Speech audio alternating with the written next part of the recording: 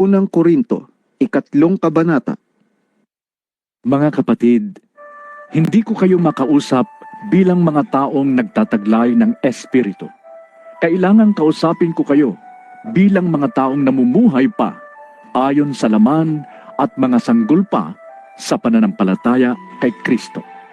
Gatas ang ibinigay ko sa inyo noon at hindi matigas na pagkain, sapagkat hindi ninyo kaya iyon.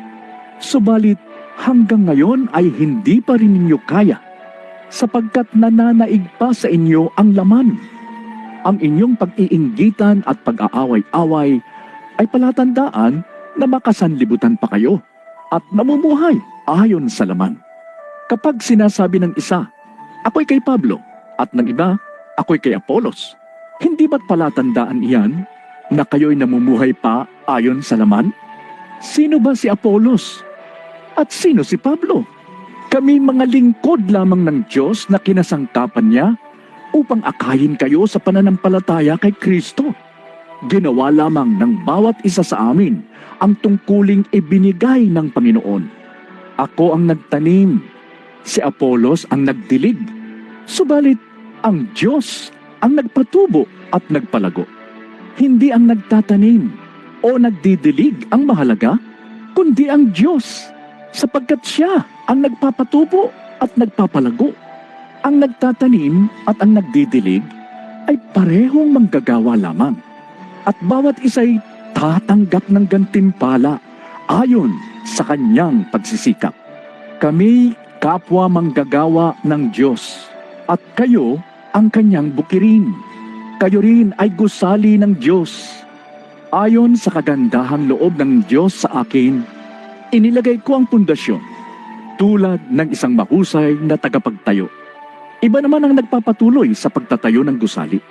Ngunit dapat maging maingat ang bawat nagtatayo, sapagkat wala nang ibang pundasyong maaaring ilagay maliban sa nailagay na. Walang iba kundi si Jesucristo. May nagtatayo na gumagamit ng ginto, pilak, o mahahalagang bato. Mayroon namang gumagamit ng kahoy, damo, o dayami. Makikilala ang uri ng gawa ng bawat isa sa araw ng paghuhukom, sapagkat mahahayag sa pamamagitan ng apoy kung anong uri ang ginawa ng bawat isa. Kung ang itinayo sa ibabaw ng pundasyon ay hindi masunog, tatanggap ng gantimpala ang nagtayo noon. Ngunit kung masunog naman, mawawalan siya ng gantimpala. Gayunman, maliligtas siya, kaya lang ay para siyang nagdaan sa apoy.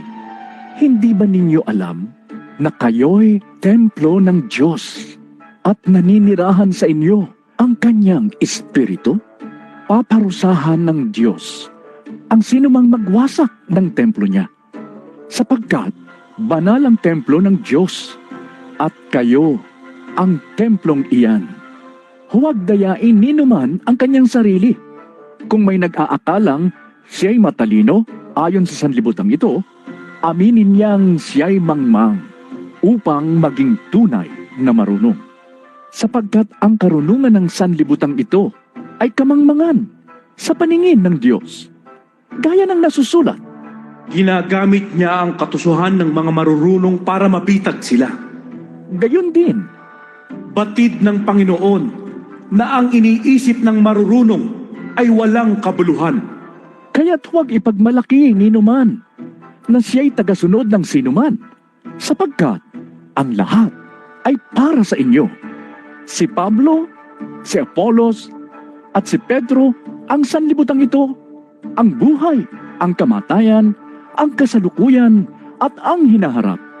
Lahat ng ito'y para sa inyo. At kayo'y para kay Kristo, at si Kristo nama'y para sa Diyos.